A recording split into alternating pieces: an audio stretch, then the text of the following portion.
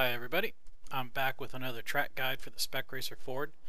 This week we are at Watkins Glen International on the boot layout, and I finally have a spiffy new paint for my trusty Spec. Watkins Glen is another one of my favorite racetracks, and it seems like it always provides great racing. With the exception of the S's and the inner loop, each corner can be treated in isolation as they all lead off of a straight and lead on to another straight. And since there are a bunch of long straights, you can get a great draft and really battle with the car in front. But do pay attention to race strategy. If you're in a battle with the car next to you, you're probably letting everyone ahead of you disappear. So make sure you choose your passing spots carefully. I'm going to show you the things to look for and to think about to run within 102% of the pole position time. This week I'm going to show you a lap that's within 101% of the track record, which may have even been run with the benefit of a draft. So I think this is a pretty good lap to show off. The car is on the baseline setup, which can be very fast if you're paying attention to the car and the track. I'll show you 3 laps, a 2:15.692, a 2:15.780, and a 2:15.151. The first lap I'll stop before each corner and discuss it. The second lap I'll leave at real time and mention the highlights. And the third lap I'll be quiet and let the video speak for itself. I am using a Logitech G27 wheel and pedal set with the H-pattern shifter. All aids and assists are turned off. I left foot brake.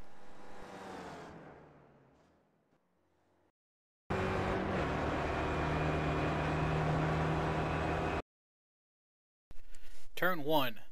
This is the single most important on the track, bar none. Every fraction of an RPM you carry through here is carried all the way up the hill, through the back straight, through the best drafting zone, and into the inner loop. This corner follows the second fastest straight and leads into the fastest straight. This corner is worth your attention. I'm going to brake just before the 200 marker, about a car length before the surface change. Into third, use a slight bit of trail braking for turn-in and aim to put the inside half of the car over the inner curb. Just after turn-in, I'm squeezing on the power and should be at full throttle by apex. I'll know if I've done this right if there's no understeer and it's one continuous steering input that takes me out to track out.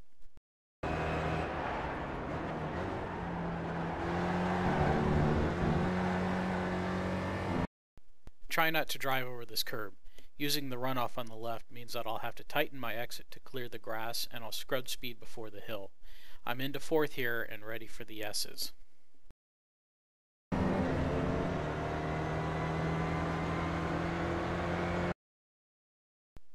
It's vital to straighten the S's as much as possible and use as little steering input as possible. I like to think that every degree of steering input I use through here is worth 1/100th of a second through the straight.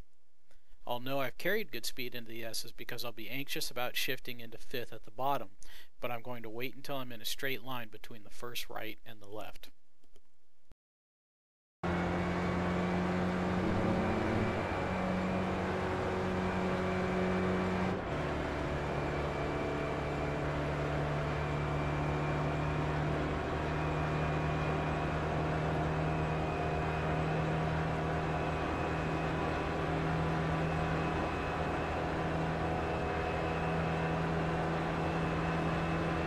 The inner loop is all fourth gear.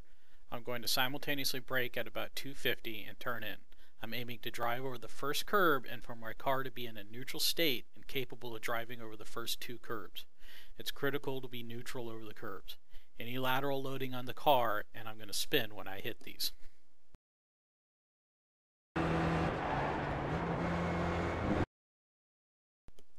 Depending on how much speed I've carried into this first curb, I'm either going to stay with maintenance throttle, a subtle throttle lift, or I'm going to squeeze the brakes. This is also dependent by how much lateral load I have and how much cornering I still have to complete. At this point, I'm setting up for the exit curves. I'm aiming to put my left front on the thin black tar line that is to the inside of the concrete patch. If I'm on the right line, I can be at full power as soon as I've cleared this curb on the left. This is the tar line that I'm over.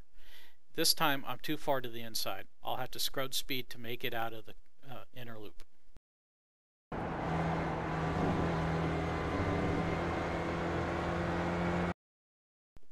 The carousel.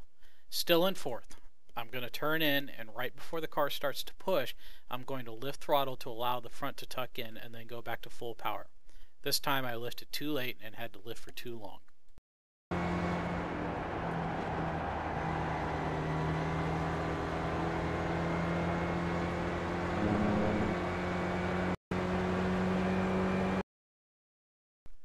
The chute. I've moved all the way to track right, and about 2 car lengths before the surface change, I'm going to aim for the middle of the track. If I stay to driver's right, I'll run out of track before I'm ready to turn in. At the surface change, it's down to third. Trail brake in and squeeze throttle out. I should be at full throttle while I'm on the inside curb, and then it's up to fourth almost immediately.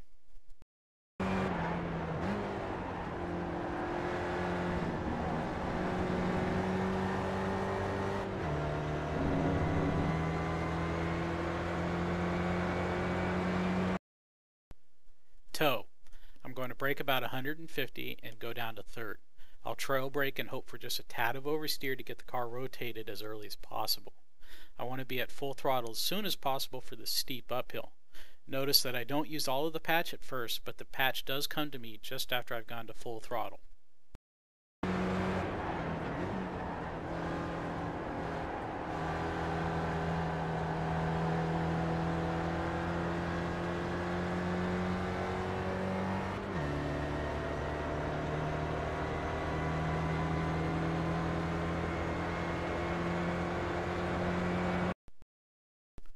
Boot. Notice these discolorations on the track on driver's left before the 100 marker. I'm going to use the gap between the big first one and the little spur of the last one. I'm going to go down to third, squeeze on the power, and be at full throttle at apex. This time I turned in too much too soon and had to lift.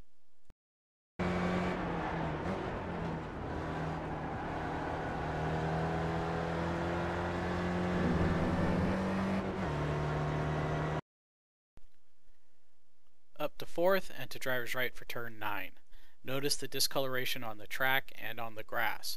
I'll have the car neutral over the discoloration, and just before the splotch on the grass, I'll turn in and I'll brake at the brown splotch on the grass.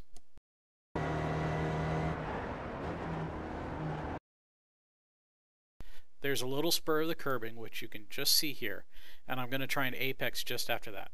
The corner is negatively cambered on the inside line and flat a car's width off. Regardless, I'm going to stay inside and I'm going to feed the power on. Where the track rejoins the cup layout, the camber falls off, so I'm prepared for the understeer.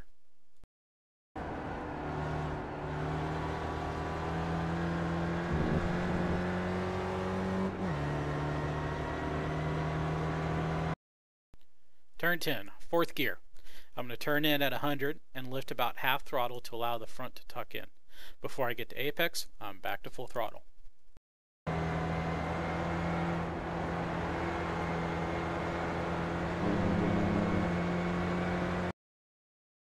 Turn 11, fourth gear. I'm going to brake just between the fence ending on the left and the empty billboard. Again, it's full power by the apex, and then I'm just going to mosey on down the straight, shifting up to fifth right about start finish line.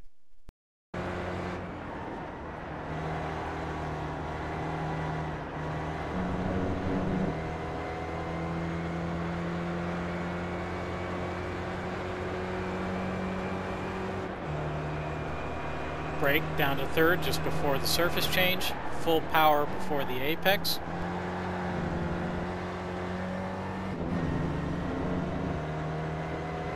Straighten out the S's as much as possible.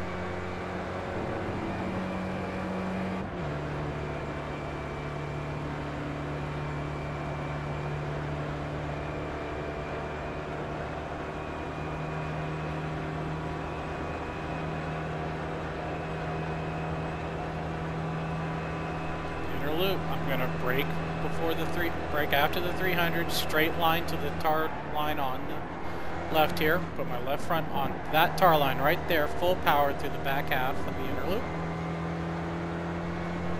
Lift throttle to tuck the front end around.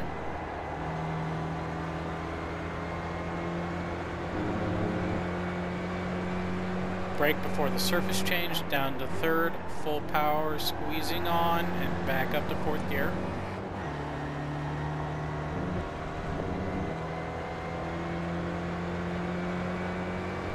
Trail brake, rotate, squeeze the power on, let the patch come to me.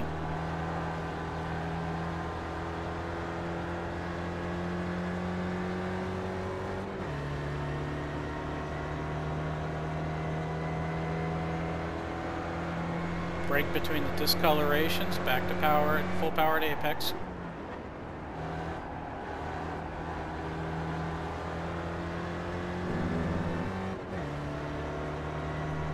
Brake down, maintenance throttle, squeezing on gently, understeer and back to straighten out the wheel. Half throttle at turn in and full power at apex. Light braking and full power by apex.